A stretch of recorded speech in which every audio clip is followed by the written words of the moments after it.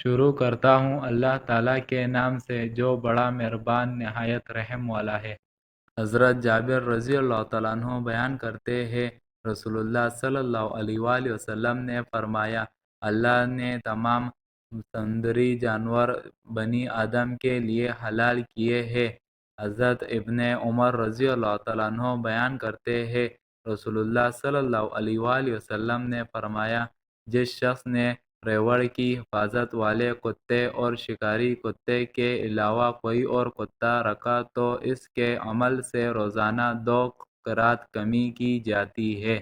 حضرت ابو ہریرہ رضی اللہ تعالیٰ عنہ بیان کرتے ہیں رسول اللہ صلی اللہ علیہ وآلہ وسلم نے فرمایا، جس شخص نے ریوڑ کی حفاظت والے کتے یا شکاری یا کیتی کی حفاظت والے کتے کے سوا کوئی اور کتا رکھا تو اس کے اجر سے روزانہ 1 قرات کم کیا جاتا ہے۔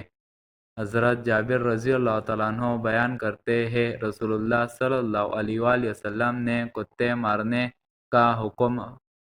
فرمایا، حتیٰ کہ عورت جنگل سے اپنے کتے کے ساتھ آتی تو ہم اس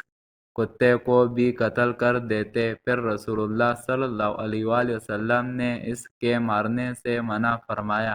اور فرمایا، تم 2 نختوں والے سیاہ کتے کو قتل کرو کیونکہ وہ شیطان ہے۔ حضرت ابن عمر رضی اللہ تعالیٰ عنہ سے روایت ہے